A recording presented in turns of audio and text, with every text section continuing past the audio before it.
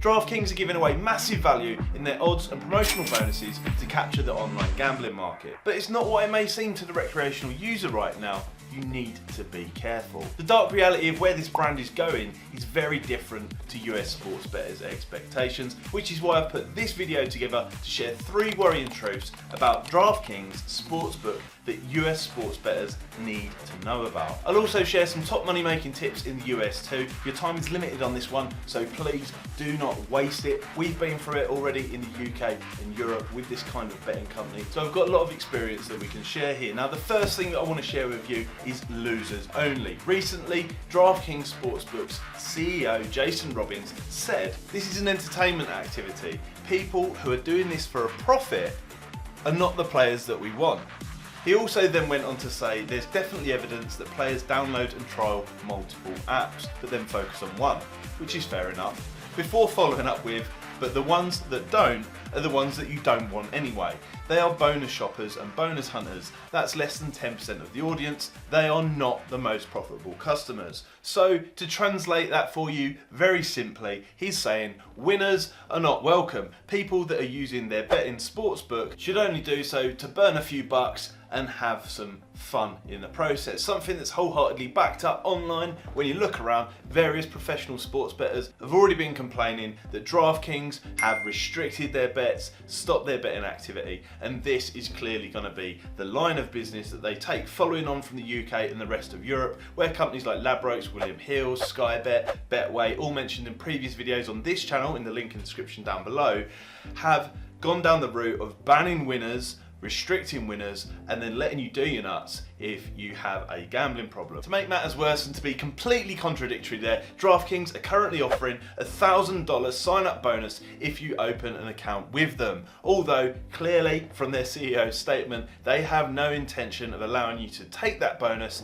unless you're going to go on to be an extremely unsuccessful sports bettor. So just watch out, because you could find yourself in a situation where you open an account, make the deposit, start turning over your stakes in order to qualify for the bonus, and halfway through they restrict your betting activity. Which takes me nicely onto the second point, which is also an issue we've faced over here in the UK and Europe, which is of course click to deposit and go through a lawsuit to withdraw. Let me explain. Often these companies are very quick to publicise large bets. It looks good on the exterior to the recreational punters and it draws people in. Like this example here on the screen, where Draftkings took a bet that had a potential payout of $5.5 million.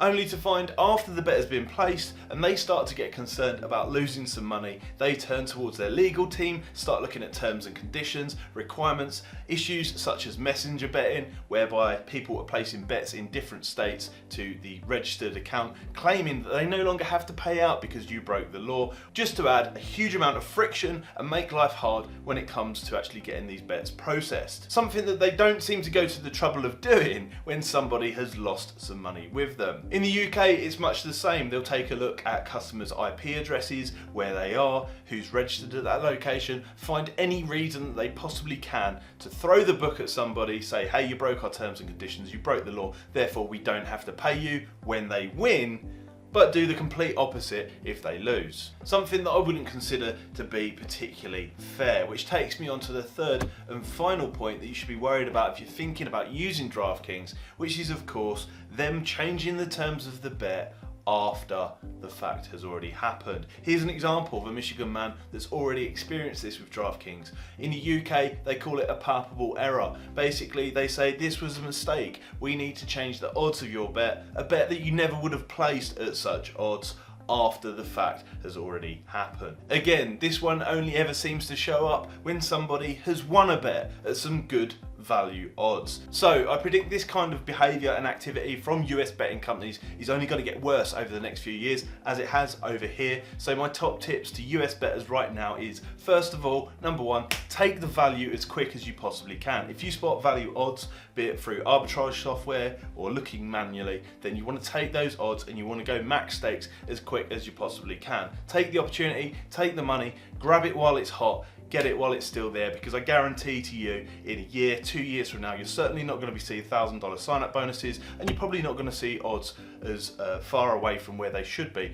as they are right now. Now, one way to get around this, if you're new to this market, you don't know how to identify odds, would be to check out some arbitrage software. It's a simple way of sports betting whereby you match different odds between different providers to ensure that you lock in a profit between the two. A bit like buying and selling a stock, but doing it between different sports brokers, exploiting their odds in the process. Another popular way, which is really quite easy for anyone to do, is to exploit the sign-up bonuses. Here's a brief example. You sign up for, say, Draftkings for a $1,000 sign-up bonus. You sign up for another sports provider. You find odds that match between each other, and you place bets against each other in order to cancel it out. However, you are left with the $1,000 sign-up bonus. You can then bet that away recreationally however you like, or you can repeat the same process again, keeping a percentage of that sign-up bonus. Now, it's important to say you'll probably lose a segment of your bet whilst doing that in the first place, but it's worth losing, say, I don't know, 20% when you're getting $1,000.